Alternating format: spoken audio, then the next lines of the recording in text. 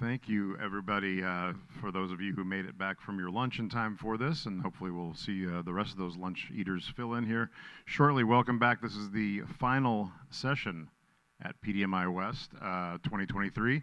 I'm Tom Hare, the Chief Content Officer of the PDMI, and we're really thankful to all of you who have been here all throughout with us, and look forward to seeing you the rest of the afternoon after this session and at tonight's cocktail party starting at 5:30. Come and close things out with us. Hopefully we won't get that early marine layer tonight, and we'll get a real sunset. So thanks again, and thank you to our education sponsor, Pacific Media Technologies. This is their third straight show with us, and we're extremely thankful for their assistance. They have one last video to play for you. Our team is bar none. I mean, together as a family, pretty much, family niche. You've got people that are easy to talk to. They don't mind if you come to them with problems. They're easy to work with. I'm happy working with my coworkers, and I can't wait to get here. They deliver work that they're proud of, and it shows. Pacific Media Technologies. Technology driven, quality guaranteed. So thanks again to PMT. Our last session of the show is created by our Brand Response Council, which is chaired by Chris Foster of Modern Postcard. Chris has not only been one of our best council leaders since we started doing councils 4 years ago. Chris is also the host of our Take 20 series of webinars every other Wednesday, including next Wednesday. We'll be back at it at 2 o'clock Eastern, 11 a.m. Pacific. Chris hosts great conversations, 25-minute conversations about hot topics in the industry. So if you haven't been familiar with those, please stop by next Wednesday. We'll be promoting that starting Friday. So, Chris, take it away. I'm going to allow you guys to introduce yourselves, and welcome. Thank you all for being here. Excellent. Thank you so much. All right, we have a fantastic panel today. Very excited. We're talking about maximizing creative across channels and screens. And the genesis of this actually was a conversation Jack and I had 9 months ago, where we were talking about channel strategy and all the things that you have to do to figure out how linear and CTV in 90 seconds or pre-rolls or 6 seconds or TikTok or Facebook as a channel has a specific strategy, but the creative strategy that has to run across all channels is going to be slightly different for each channel, and how you actually adjust that and change that and really optimize your creative for each channel. So we have fantastic talent. Just want to go introduce everybody, and what I'd like to do is to ask you, first off, as we started this conversation, your thoughts about what you've seen in the past and a handful of channels. Now it's a fragmented industry with a variety of channels, and the kind of impact that has generally on your creative approach. So start with you, Alex. My name's Alex Dinsmoor. I'm the Chief Strategy Officer at Script to Screen creative agency. It's been around for 35 years. So you want me to jump into that right now, or go through and do intros first? Why don't we just do that, and then we'll intro and thoughts all the way down. Okay. So the question is, how has it changed? Yeah, how's it changed, and how do you see this evolving in the space? Yeah, so certainly we're at the place now where you have to have a comprehensive content strategy for clients. We're not creating projects or just video for a client. So it's a campaign, and that's what it takes to be successful these days. So I started in 1999, where if you looked at the long form space, it was essentially we got hired, we created a video, and you gave someone a DVD that cost hundreds of thousands of dollars to create. Things are very, very different now. And you'll see with my slide just a sample of the deliverables that we have for clients. So it's going to continue to get that way. Technologies help to make it more cost effective to have all these different deliverables that you can test for every platform. Excellent. Luis Rosa, the Creative Network. Hi, I'm Luis Rosa, the Creative Network Chief Strategy Officer. I think the things that have changed most from my perspective, I think particularly in this market, and you might be able to tell from my accent, I'm not a native of this market, but say 30 years ago, there's 3 networks, and they're the arbiters of content. They decide, they have all the power. Now my career kind of started around about Web 2.0, 2000-ish, and then content was king. So channel is king, content is king. Now there's so much I actually have a bit of a reaction to the word content. Content just means stuff.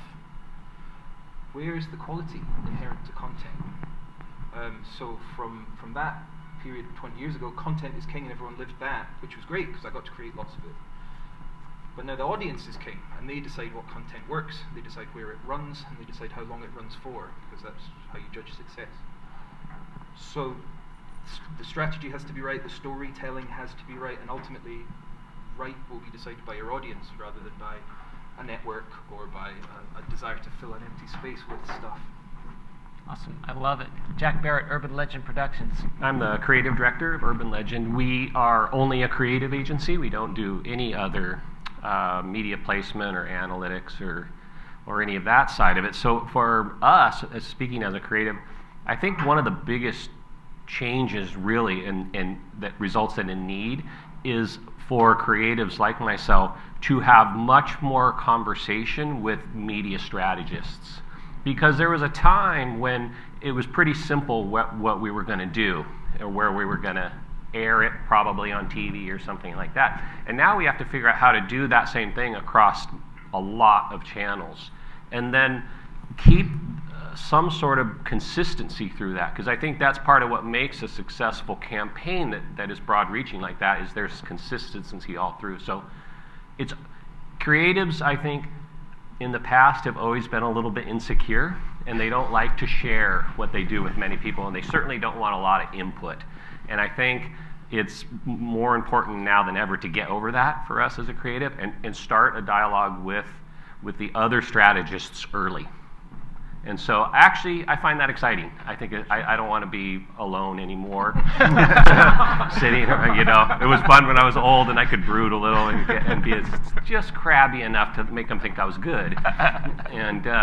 And so I think that's the new opportunity. And what we all have to is how we're going to join together like that and start that from the very beginning. And collaborative environment. Collaborative. Right. And so Scott Frost from TaylorMade Golf, in a collaborative environment on the brand side and the marketing side, I'm sure that's what you deal with every day. We were just talking where you're in the office every day, because that's where the action and the conversations are. Absolutely, yeah. So Scott Frost from TaylorMade Golf, good to see you guys. Looks like there's some golfers out here, so nice to see that. I've been with the company for 11 years, and I think to answer your first question that you started with, what's changed. When I started, our advertising was as traditional as it gets.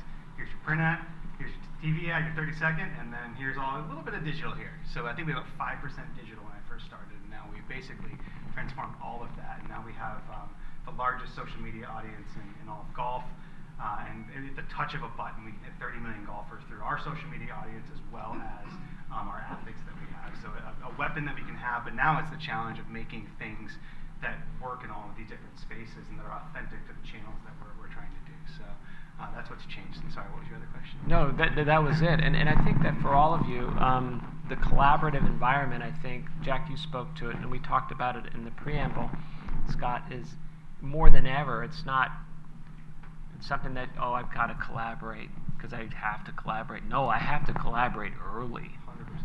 Because we have, the way we work too, is we'll have, and I'll show you in a second, like a hero campaign that we do, but we have to collaborate with our social team, with our e-com team, with our retail team, just to make sure that message is translated across all of these different platforms.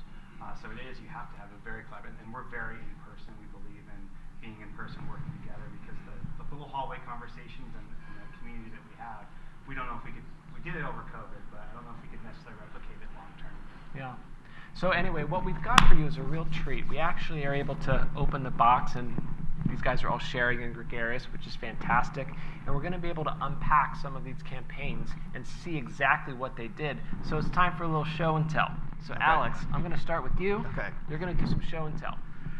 Okay, so just like we've been talking about, and some of this may seem like it's table stakes for us these days. Like you have to have all these deliverables, but I think the more I talk to some of these traditional agencies where there are silos between the different departments, or at brands where the digital team doesn't talk to the social team or certainly the creative team, you realize, wow, maybe they're not thinking this way. But this is just an example quickly of for our Blink by Amazon clients. So we work with Amazon, which is great and challenging all at the same time. But a fabulous client, and so we have to build a content strategy, and you'll see deliverables for them across long-form television, mid-form, digital, social, even for email campaigns. And so we have this for Keurig or for Generac home standby generators. I think we had over 100 different deliverables for them. And so what I think is really important is the process starts at the very beginning with deep discovery and going into it with your client to understand what are the deliverables, what are their markets, geographical considerations, seasonality consideration. All of that goes into the creative strategy and saying, okay, how do we want to use all of these different the different deliverables? Because the last thing you want to do is go shoot a bunch of stuff and then go back and say, oh well, maybe we should use this for social or something like that. You can, but it's highly inefficient, and you run the risk of it not being truly in sync with what the overall campaign is. I'm going to actually have to pull out my glasses here because I'm not as young as I used to be. So,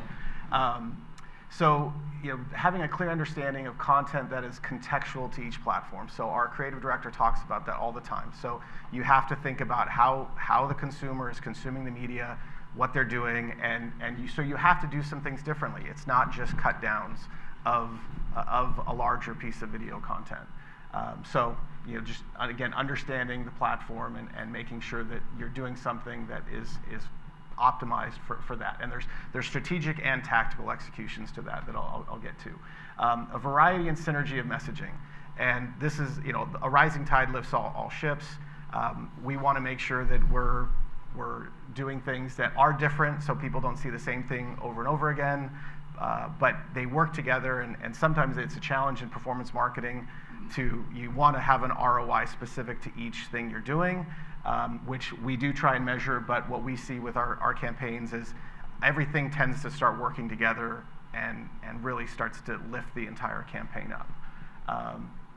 Data should drive decisions, and for a creative agency to say that, that's where we are. And I'm not talking about like AI or machine learning writing scripts or anything like that, but we need to do research and understand what are the pain points, what are the buying triggers, and we use those to help us determine what are we going to test. And then, our motto is test, test, test, and that will eventually lead us to what we roll out, what are our optimizations going to be. So some of the tactical executions that I talked about in the channel strategy. So for social ads, again, you might shoot things more vertically because that's the way it needs to be filmed. For YouTube, you might again shoot something a little different. For TV, you're going to have the lower third because you might have an offer, you might have a URL, so you have to be thinking about some of these things early in the process, or else you end up kind of Frankensteining it, trying to make it fit for the platform. So again, that's where some of the strategic and tactical side of get into things, and those are some of the key takeaways. I'll just give you a couple quick examples of what we did again for Blink by Amazon, so you can see. I'm not showing you any of the longer form TV, I think, or even some of the full TV commercials that we've done. I focused more on how we adopted the content to some of these other channels. So we can run the first digital ad, which you'll see is driven by the primary pain point that the data told us of security. That was the #1 buying trigger.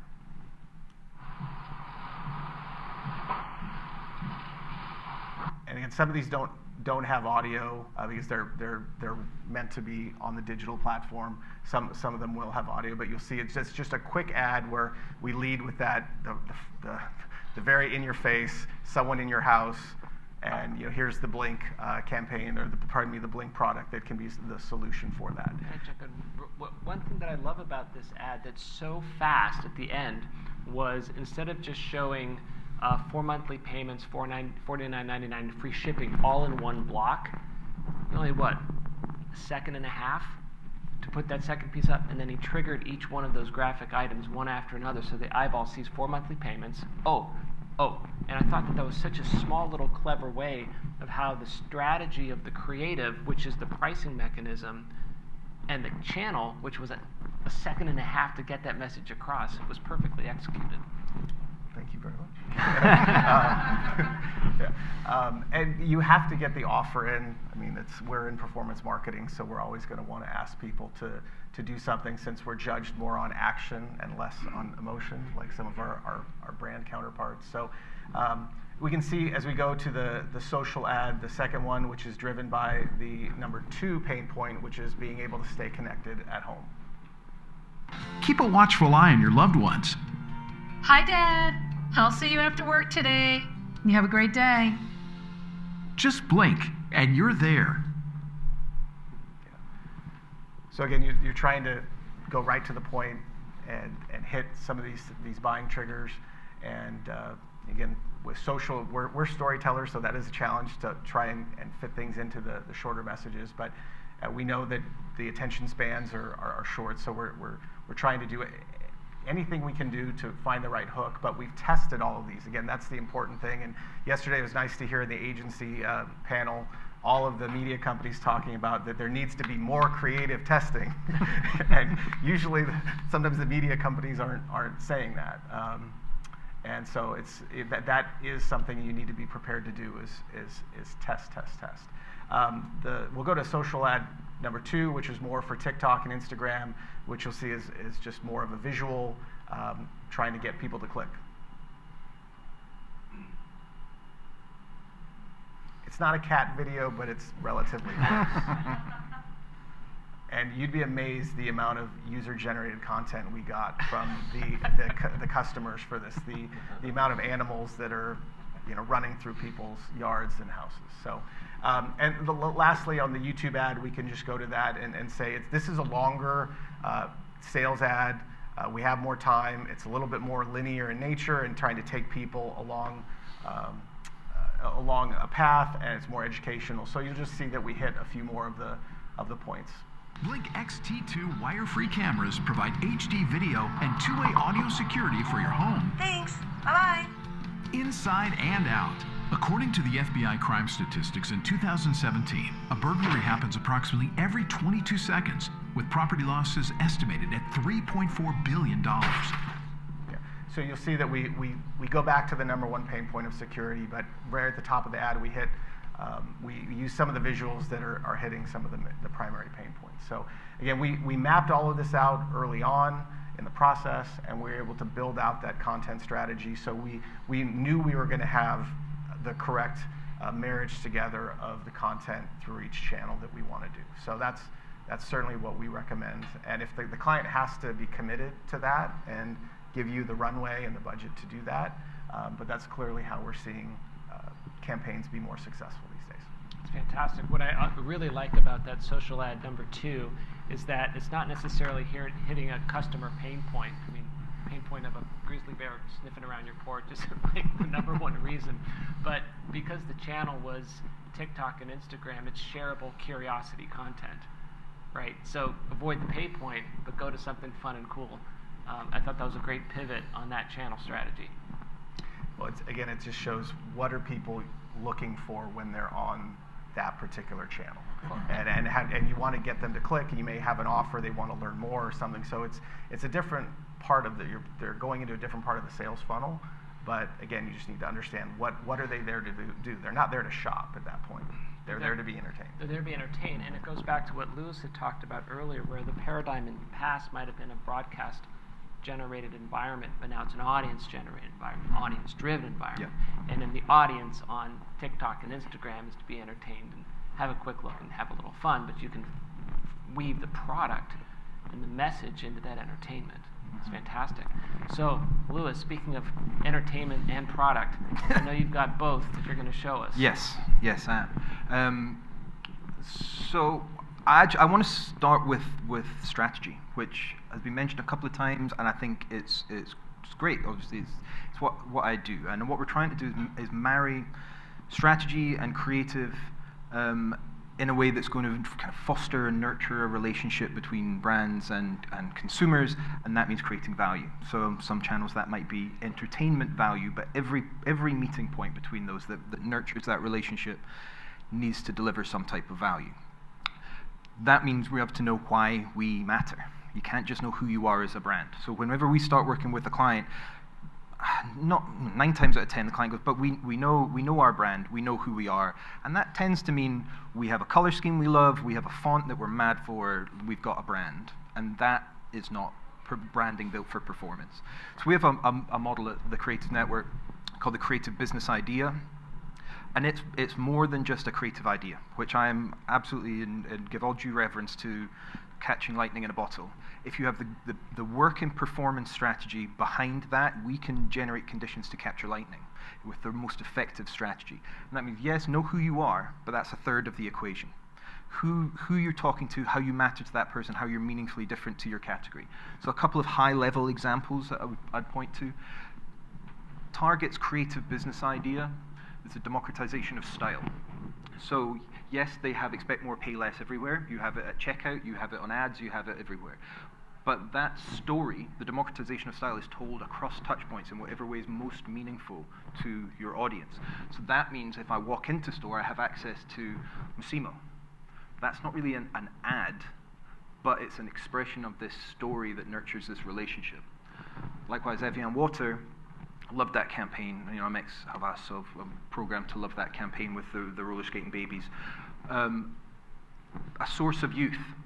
That's a story, and it's in 4 words. It's about what it means to be French, what it means to be filtered through volcanic rock, what it means to be a source of minerals, what it means to be a source of hydration, and how all of those things help you be youthful and vibrant. We're telling a whole story in 4 words there. But in an ad, you get roller skating babies and you get live young. So all of those things, that strategic story is the center point for everything that we're doing, because that's what makes us matter. And lastly, the champion of creativity, probably my favorite creative business idea, because I immediately go, well, that's me. I buy Apple goods. I am a champion of creativity. Oh, it's also Steve Jobs in that founder stories. It's everywhere that you encounter that brand, think differently across all touch points. So when going to strategy first, what story are we trying to tell? Why that story will resonate, why that story will matter. That comes first. Then how you tell it, how you articulate it, where you tell it, all of those things are a natural continuation of that first engagement. Some working examples that you may see in some of these cases right now. So I want to give you 3 working examples. All 3 of these active for across the Creative Network. All are successful, and I would love to tell you numbers, but numbers are proprietary, so just trust me when I tell you the client is very happy. Otherwise, I wouldn't be sitting here telling you about them. I want to start with Norton LifeLock and really build on this thought that it's the centralized strategy and then the specialist executions, which, Jack, you mentioned at the beginning, where we have the right assets for the right channel. The core strategy for Norton LifeLock is about protection, but how that you express that to 2 of their core targets. You have established traditionalists on one hand, and you have digital guardians on the other. So top left-hand example is the long form.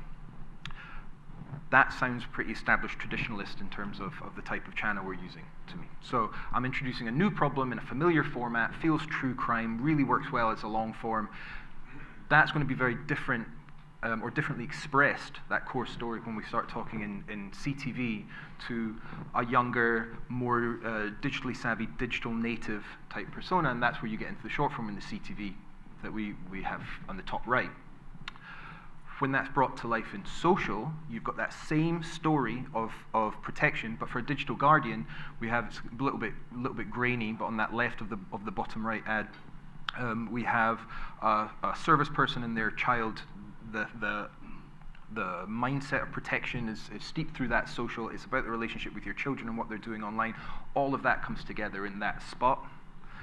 But you also have social that's targeted to the established traditionalist, who may own a yacht, for example, and go, okay, that's someone else taking my dream vacation because they've stolen my identity. So you're able to tell that story there.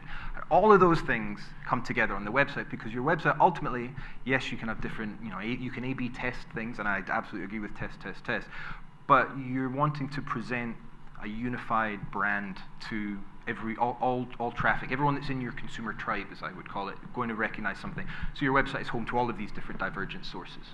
So specialist executions, all done by different people, all held together by this force of gravity that is your strategic story that runs through everything. You've got a specialist working in every channel.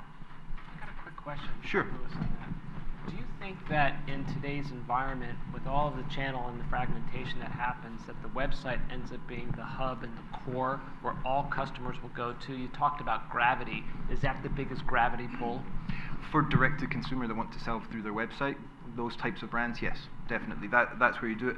But your audience will be your guide. I think if your information lives elsewhere, if you're a very social brand and you are in brick and mortar, then your website doesn't need to do that job. Your social can do other types of jobs. So for most clients that are dealing direct-to-consumer, yes, your website is that central force of gravity around which everything else orbits. Got it. Second example I want to get into this from TCN's kind of Fem Health division, Balcultra. This is a much smaller budget. So when we think about maximizing creative across channels, something Alex touched on earlier, this concept of driving efficiency and the production mantra of shoot once and use often. So if you're coming from a strategic perspective where you have a solid story to tell across touch points, then you can maximize your use of assets. Balcultra is a contraceptive pill, and their mission is to be with you every step of the way. So across every step of my consumer journey, I'm seeing recognizable assets that reassure me that this is a constant brand voice.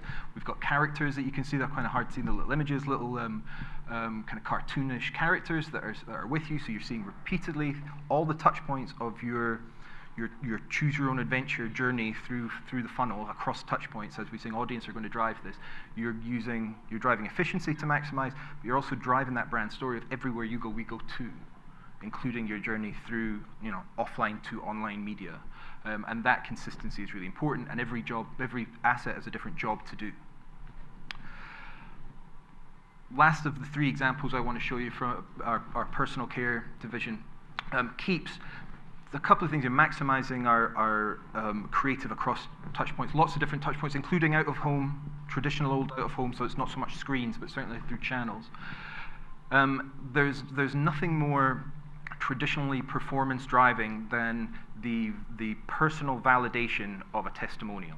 Someone who looks a bit like me, shares the same problems as I do. If it works for them, it works for me. There is nothing more tried and tested in our market. So what we can do here is slightly update that, and we have trusted testimonial talks to their experience, that transformational experience that's so inspiring. These faces that you recognize and develop affinity with will follow you through your day. They'll follow you into social media, they'll follow you offline. So this sense of maximizing your content for efficiency, that comes through in Keeps. The sense of a story that is very much audience driven, again, with the find your own adventure through assets. That comes to life in this campaign, and the core strategic story that we're telling of personal results about something that feels personal to you that you can believe in come through because you see faces and they're so compelling in telling you their story of personal story of transformation. So that integrated storytelling is really important. Would say across all of these, the audience always going to come through. You don't pick these channels. The integration with media, I think, is really important here. We're not picking the channels that we like. We're picking the channels where our audience lives. So what we're doing is telling this story across touch points, and that maximizes the impact of the strategic story and maximizes the efficiency of the assets that we can use across all of these channels too. A couple of things that I would leave you with, because I'm a planner and I live in PowerPoint and I like a 1, 2, 3. Number one. Segment relevant and channel agnostic. That's your story. When you're going to tell a story, don't go into who you are as a brand and why you matter and who you matter to with a thought of, and I've got a great idea for TikTok. That's put the cart before the horse. Think in terms of what's going to matter to your segment. If you've got more than one segment in your tribe, awesome, because you get more content to make. So be relevant to your segments, but be channel agnostic in your thinking, because your segments will tell you what channels to tell your story on. That means meeting consumers where they live. That's a media consideration, but I think creatives, like us, we need to turn that on its head, and where do they live psychologically? That's as much of a psychological question. Where are you in your day? What does this piece of content do for you at your journey through your day? So meet them where they live mentally, psychologically, and in terms of your media plan. And every time you meet them, this is where I came in with you, create value for them. If that's entertainment and social, that's great. because they, short attention span, I think, as you mentioned. There's something I don't quite like about that, because that turns a cluttered media landscape into a character flaw on the part of our audience. I crush box sets. I will stay up. The mantra in my house is one more episode. So we have the attention span to stick with content that we like. Yeah. So let's not use attention span as a way to get out of our pressure to create good content. So let's create value in every piece of content that we put out there. So I really love that concept of taking a journey and following. First of all, I love it that you said tribe instead of audience or customers. Mm-hmm. Bring them into the fold, right? And taking them on a journey of their day. So especially with Keeps, I don't know about anyone else, but I tend to look at social a little bit while my coffee is simmering and getting ready for me, right? And then I'm off to work and I don't look at anything for hours because I'm working. Mm-hmm. And I might look at it maybe a little bit. So during the day, my mentality during the day is different at 7:30 a.m. than it is at 5 p.m. or 9 p.m. And how I'm going to ingest content is going to be different too. Mm-hmm. As you start planning that out, is that another consideration that you have from where that customer is, not only psychologically in their customer journey, but where they are in the day of themselves? Definitely. Every channel, you go to something, so you're not looking to be sold to when your coffee's percolating and you're having a little bit of content, a little bit of me time. You're looking to be entertained. And if we're in a performance context, Trojan horsing some selling into you, then great, because the value exchange is we give you entertainment, you give me a bit of attention, there's the exchange. Correct. Yeah. Well, I love that idea, and I think that when meeting customers where they're at, Jack, you have an example with your stories and the ads that you're going to show about customers in a certain stage, in a certain decision-making frame of mind before they engage with the brand J.G. Wentworth. Right. Yeah, we all D.W. Wentworth. Go ahead. Yeah, what's that? D.W. Wentworth. Go to turn that. Yeah, that's there we go. So yeah, I'll just start with a commercial that we made, a regular streaming and linear TV commercial for J.G. Wentworth.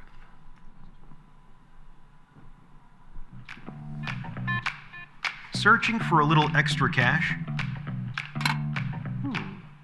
You might be looking in all the wrong places. See, if you have a structured settlement or an annuity, you could have a lot of cash sitting in your settlement. The powerful team of experts at J.G. Wentworth can help turn that settlement into cash. Cash you can use now. Call 877-CASH now or visit jgwentworth.com to get started. And then from that, we created some Instagram and social media little teaser pieces that help tied it in. And we'll play one of those right now. If you have a structured settlement and are searching for extra cash, call J.G. Wentworth at 877-CASH now. So Jack, one quick note on that. What I find so interesting is at the tail ends of those two spots, the first spot was very clearly a website action. Right. The call to action, and had the pointer, it had the mouse, click, go to .com. Right. On that one, it was clearly the phone number. Right. The highlight moves across the number, and that's the first action. Yeah. Talk to me about that decision making. Well, what I want to talk about is a little bit of different perspective, and I'm kind of inventing this here because we have, part of the reason I show this, we have some great examples of how important it is to think ahead of time. To get media and creative strategy aligned and think about all of the outlets. But what happens when that doesn't happen? So these spots you're seeing now, we didn't know they'd be successful. Our charge was just to do a commercial.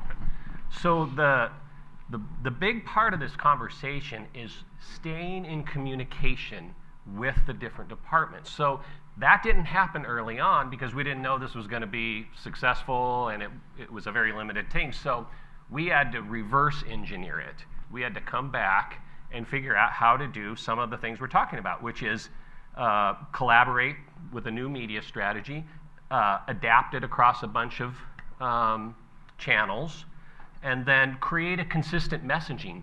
So we in addition to this, we had these little teasers for Instagram. We created a contest of finding cash. They built an internal contest also with employees using monopoly money and things like that. So I guess what I wanted to talk a little about, because we have so many great examples of thinking ahead, is there may be a time when that doesn't happen, but it's not too late to come back and start talking. And sometimes that seems like there's even less reason for me as a creative to talk to someone in strategy or digital. But I think if I keep thinking that there's always an opportunity to make all of this useful across a whole set of channels, then I can address it again. So a little bit of a change in the approach there, but that's kind of one thing why I wanted to show some of these. Excellent. Show more examples. Yeah, I think there might be one or two more.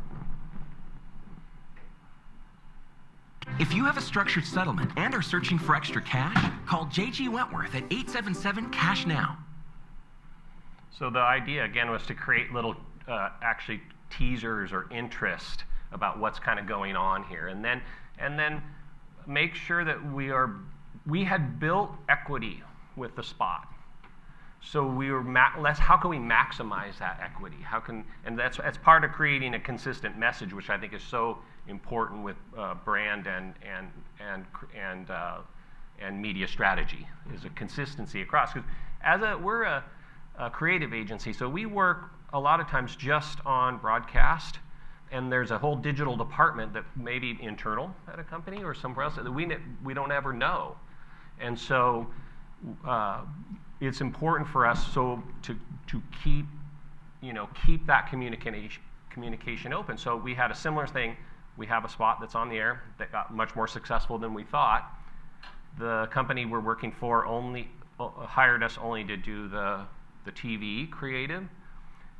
They have a whole digital team that was essentially doing something different. In this case, this week, they reached out to me and said, let's do a kickoff meeting. How can we make all of our digital stuff? And it's not a matter of just sending them our assets. That's different, you know what I mean? They didn't ask for all the clips. They asked to get together and figure out how we can use what was so successful in the linear campaign digital.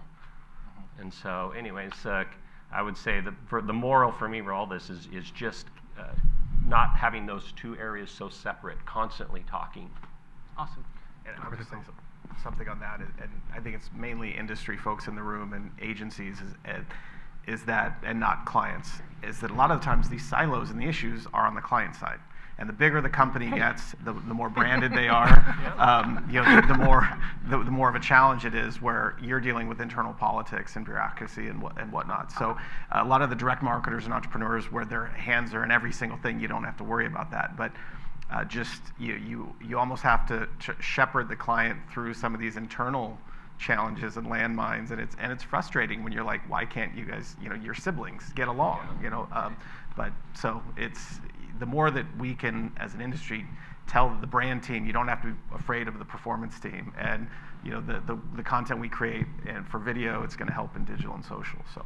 It's an actually perfect segue to Scott on the brand side, because I think that you're very forward thinking in knowing that DR is such an important component of your marketing program. Correct. And you have to create that balance between brand and DR, because TaylorMade Golf is such a powerful brand.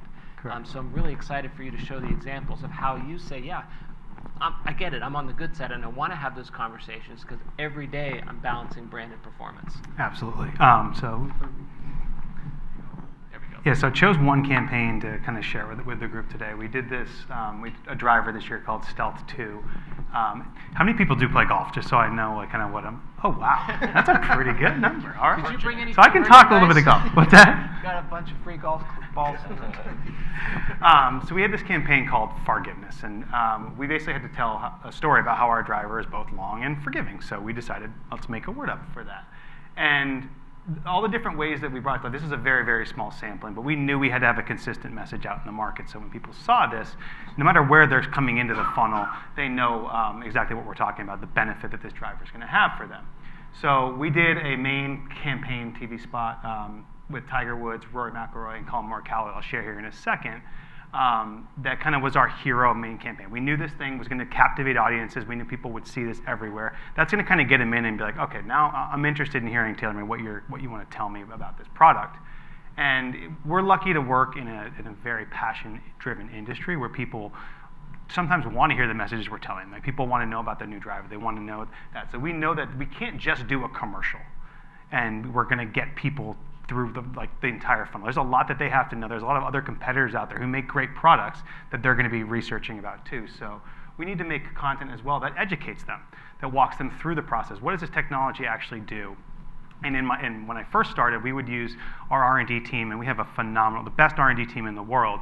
But like in this world of social media, we know that doesn't resonate as much as it could. We have this guy, his name's Chris Trott, who was he was on our tour team, and we found out that he could really break down these really complex stories into ways that golfers can understand it. So rather than using our R&D team, who, like, again, they're the best in the world, we have this guy who can tell this message in a very simple way that every golfer can understand. So we do these exclusive first looks. We walk through exactly what this product does with them.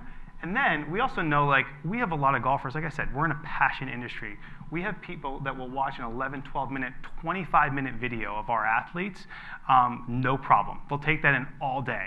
So we know that we can entertain them with other things, but we don't want to just entertain them. It still needs to tie back to all this stuff that we're doing here. So we want to get this message of distance and forgiveness across in a special way. So we do it without really selling them on the product, and I'll show you a clip of that in a second. So if you want to play the first video, this is the campaign. This is Forgiveness.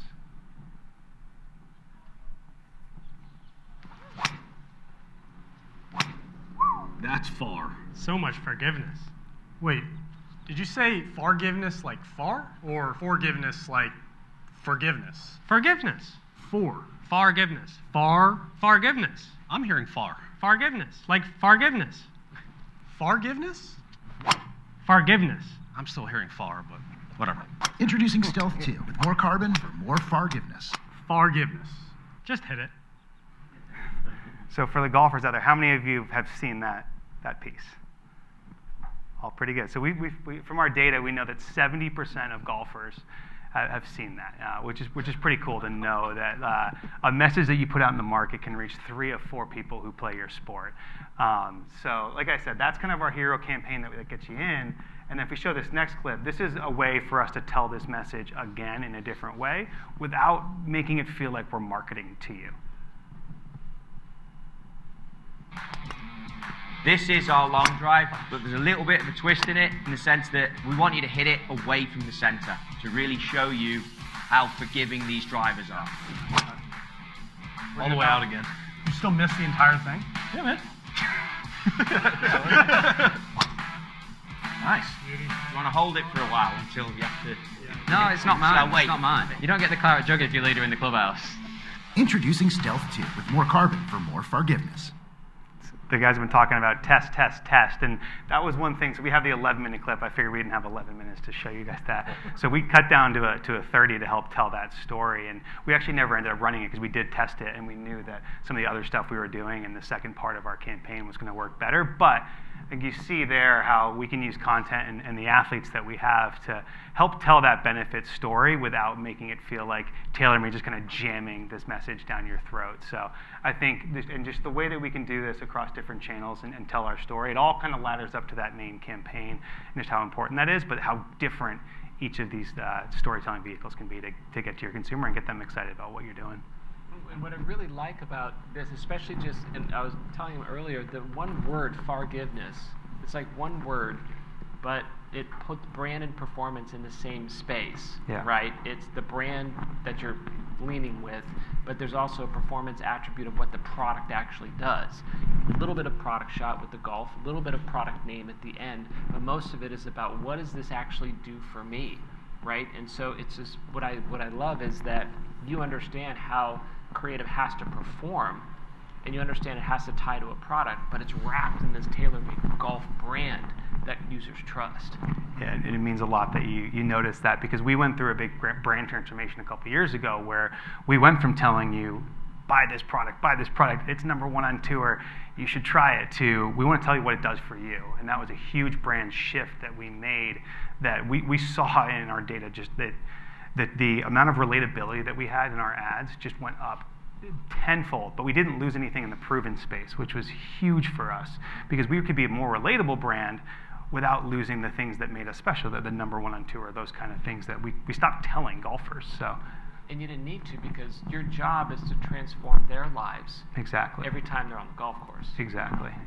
And then we are lucky we can use guys like Tiger Woods and Rory McIlroy to help tell those stories too and get golfers to come in. But we can make them relatable. I mean, Tiger is this larger than life force, but we can do things to make him relatable, especially where he is in his career now too, that he's willing to be a little more relatable too. So and pretty cool. Conversational, right? What I liked about this spot is these are titans of the industry and the sport, but they're just fellas hanging out on a golf course.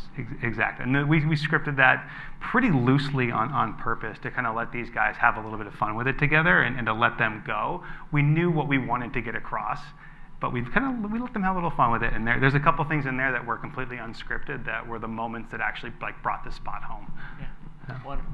And I want to make a point that that's a big part of what I would say historical direct response. And when you've got a longer time to tell a story, like I tell our clients that we're more of a producer-driven medium, not a director-driven medium. It's like a lot of times the spots don't end up exactly how they were scripted or storyboarded because you're capturing this content. You want to be as authentic as possible, and then you put things together in the edit bay as you see the magic happen and things that you maybe didn't.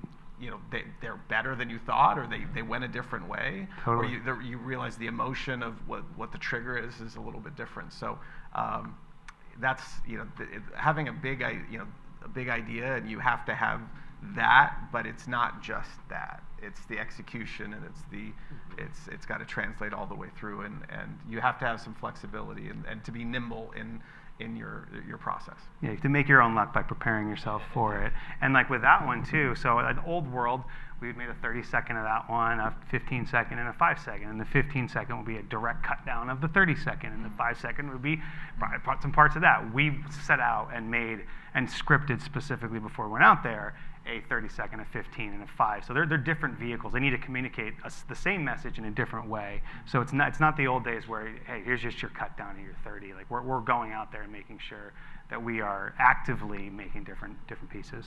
And doing different those to do a different job, right? Exactly. I suppose each of those is a different job. So I'd be interested. Did you, as consumers, have this meandering path to purchase? I would guess with what is now an ownable branded search of forgiveness that you were getting a lot of efficiencies from non-branded search instead of losing people out there going forgiving driver and everyone selling the same thing. 100%. Yeah. We're totally seeing that. We're seeing competitors buy forgiveness as well. Forgiveness. I bet, yeah, which is sure. always fun. I'm But sure yeah, totally. That's the ultimate form, right? Yeah. Someone buys that spot. Well, Exactly. this is fantastic. You gentlemen are wonderful, and I'm so appreciative that you're willing to kind of open the kimono a bit or the toolbox, whatever analogy you want, and to share some of the insights and to unpack some of these ideas. So we've got time now for some questions from the audience. Any questions?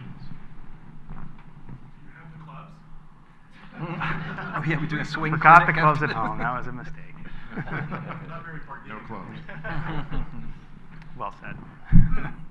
Actually, I do have a question, more or less from the creative director, and actually a strategist, because this is something that I work with a lot of ad agencies, and it's something I constantly see in agencies. I happen to be a left brain, right brain person, so creative, but I'm also I know how to program. And I want to ask you guys this. I see it in like a lot of agencies. They have a strategist, they got the creative directors, the creative team, but there's no technical person on staff or who can collaborate at the beginning with the strategy on how to implement a lot of this. I consult a lot, and I see this a lot with creative directors. They're like, oh yeah, we could have used somebody who technically knows how to put all these things together. Is that something just that people just don't understand, like what are some of the capabilities of why that person's needed? Or is it just, we're just trying to figure that out later once we get our creative strategy going? So just from your guys' opinion, from working with each other, that person, they're not on the panel right now. And I'm just wondering, like, okay, do you guys still like keep that sort of person in mind? Because they're really important in this part of the process. Yeah. So from our standpoint, and you know, we call ourselves a creative agency. We're not an agency of record, as a traditional brand agency would be, but we have a campaign management side of our business. And that's where the actual execution, all the way down to the back end of the call centers, the scripts, offers, upsells, all of that reporting. So yes, to do it right, you really should be thinking about all of that. And I think a lot of people miss because they're just thinking, the strategy, and then we'll figure it out later on. So there is these, I call it tactical executions that are very critical to have, because we've seen campaigns that had life not work well or not be executed correctly, or certainly they left a lot of money on the table. We see that too, just in the channel where it's going to air. You can get very siloed in creativity too, where you just see it as one, maybe it's just a TV commercial or something, but just the difference between streaming, the tone of where that plays. We've learned a lot just by paying attention that in a commercial break on a linear channel, it's anything goes. You get hit with every type of commercial, and you're just you're like a shortstop as a viewer. You're just there taking it all in. But when you sit down to watch a movie or something, unless you're going to watch Hulu or something like that, the tone changes a little bit. And so reminding, actually taking some time to sit and technically watch how that might get played as a viewer, or any digital sort of online element really helps the create. And I think it's something that really creatives really need to work on that part. Because there's a huge tradition from brand agencies where the creatives are on the third floor and everyone else is on a different floor. They literally separate them. Yeah, and it's the creatives that did that, by the way. Everyone else is friendly, and the creatives are just like, they're so afraid of getting critiqued. So I think and I think one of the great things about a panel like this is it's just that reminder to keep the communication open and keep talking. I would put a little bit more into that, just how it works. So we've talked a lot about storytelling on this panel, and that's really important. So storytelling across assets, across channels, all of those things. So there's a reason that we all gravitate as an industry towards stories, and it's not necessarily the emotional creative part of the brain that does it. So by way of kind of illustrating that, your memory is amazing. It's enormous. It's about 2.5 million gigs, but it's really, really slow. Really slow to actually think. That's why it's, that's where all that comes from, but it's vast. So you have to file things. So you take facts and you build them into ideas, and then you take ideas and build them into stories, and it all gets filed somewhere neatly away. So we have to do that, and that's why the role of the channel, the data points to the channel, all of those things get built in, and that becomes part of your idea. In the same way you take a claim or a reason to believe, build it into a benefit, build that benefit into a story. Your brain works that way. So it's essential, but before the creative planner comes along, I have to get fed information. That the data has to play a part, and that gets built into a story over a process, and it's neurological as much as it is kind of creative and artistic. And if you want help with your memory, we have a campaign we've been working on together. It's called TryNeuroQ.com. There Go you check go. it out. Never missing an opportunity. Exactly.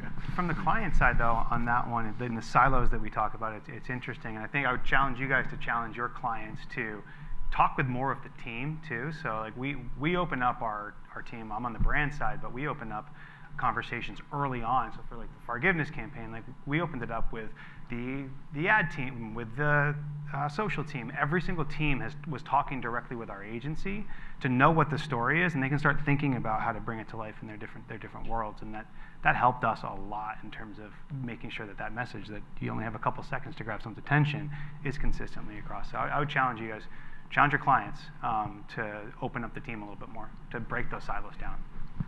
It's great. Anyone else? I have a question. Chance to ask a question. I have a question. Alex, you got a question? Yeah, I have a question. So, Scott, for a brand like TaylorMade, in the fragmented marketplace that we're in right now, what's the most impactful medium for you, for the brand? I think it depends on the campaign. Most years, I would say the social weapon that we have right now is extremely impactful for us. Yeah, and what we can do with our athletes and the channels that they have, most years it would be. This year, TV. And it's like but you only get that with a creative piece that can live across it. Like, I mean, you look at this here, even just the views, 6 million views on this 30-second ad, and 633,000 on the 11-minute. Usually that's flipped. A TV piece for us doesn't work on YouTube. So I think it depends on the campaign and knowing kind of what you have with the creative that you're doing, that you can then shift your power and your weapons to what is going to work best. So I've got a question about that, if you don't mind. Which comes first, the TV or the YouTube? Or you do them simultaneously? Do you put it on YouTube and then do the TV ads? Wait, I'm trying to think about. Make sure I understand the question. So like with. So you've got a TV ad. Yeah. People see TV ads at a time. Yep. YouTube is ubiquitous. Yep. It's universal. Second, if not the most powerful search engine, second most powerful search engine. When you have a spot, a 30-second spot that's airing on TV, clearly it's on YouTube as well. Correct. Which one comes first? We do it at the same time. Okay. Yeah, I mean, I think the day that we launched this was the Monday or Tuesday of the Century Tournament of Champions, which is the first PGA tournament of the year. So yeah, the same day that we had it on TV, we had it on YouTube. For this one, we put it on social. Normally, we wouldn't put a TV spot on social, but we kind of knew what we had with this one. So same time. And then what you hope is that someone says, oh my God, I saw this ad, forgiveness. They search on YouTube, they watch it again, they share it. Exactly. And we're tracking search lift and all of those things. And we're doing a better job of tracking when the search lift starts to go down. We probably, if we look back on this campaign, we ran it too long because we now are smarter and we know, like, okay, we've told the same joke enough times. We probably should have switched this joke and started telling a different story. So interesting. Yeah.